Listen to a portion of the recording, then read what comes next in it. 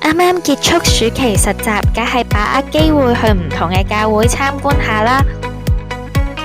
雖然唔同嘅教會有唔同嘅詩歌敬拜風格，亦都有唔同嘅儀式，但我哋咧都有共同嘅信仰核心，而信仰嘅核心比我哋嘅差異更深更真，亦都係更加久遠嘅。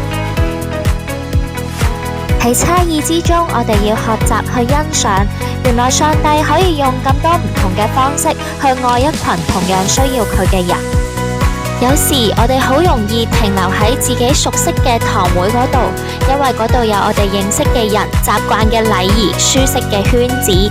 但我哋唔好唔記得，原來喺香港有好多嘅弟兄姊妹，我哋都係一齊愛着上帝。整個香港嘅教會都係同一個身體，當我哋願意行出自己嘅教會去參觀、交流、認識其他嘅堂會，我哋就會發現原來佢哋都為同一座嘅城市去禱告，為同一班嘅年輕人去付出，為同一個社會去努力。咁樣嘅交流唔係要我哋放棄自己嘅傳統，而係要喺愛入面彼此認識，喺真理入面彼此建立。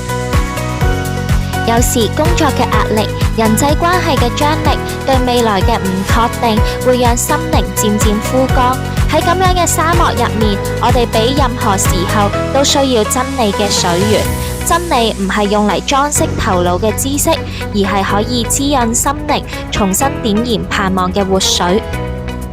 願我哋都好似沙漠入面渴慕水源嘅人，帶住一顆渴慕真理嘅心，行入唔同嘅教會，喺差異之中見到合一，喺交流之中經歷愛，喺禱告中共同為香港守望。因為我哋知道，當教會真正合一嘅時候，世界就會看見上帝仍然係愛呢一座嘅城市。香港係一個充滿張力嘅城市，意見嘅分歧、世代嘅衝突、對未來嘅擔憂，成日讓我哋感到無力，甚至想退縮到自己嘅世界。但喺咁樣嘅世界入面，上帝呼召教會成為一個唔一樣嘅群體，一個喺差異之中仍然可以相愛嘅群體，一個喺分裂之中仍然可以合一嘅群體，一個喺絕望中仍然可以守望嘅群體。我哋都要去學習點樣喺呢個城市入面去活出合一嘅見證。希望我哋都可以為香港嘅下一代去禱告，為我哋嘅學校、社區、政策、教會去祈禱，為嗰啲喺痛苦入面掙扎嘅人禱告，為呢個城市嘅和平同盼望去禱告。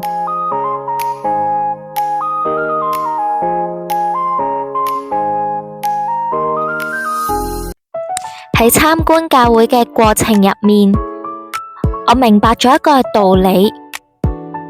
就係當教會不再各自為政，而係攜手去為香港守望，呢個城市就會見到，原來喺紛亂之中仍然有一班人，因為同一位上帝而緊緊相連。另外，我都明白咗一個道理，就係我哋都比任何時候，我哋都需要真理嘅水源。基督為我哋捨命，我哋嘅心要好似沙漠入面嘅人，遇見清泉咁樣。我哋要渴慕真理，真誠咁樣禱告。或者我哋每個人嘅心入面都有一片嘅沙漠，有好多未解嘅疑問，有說不出嘅孤單。但飢渴慕義嘅人有福，因為他們必得飽足。讓我哋都能夠定睛喺上主嘅國度入面。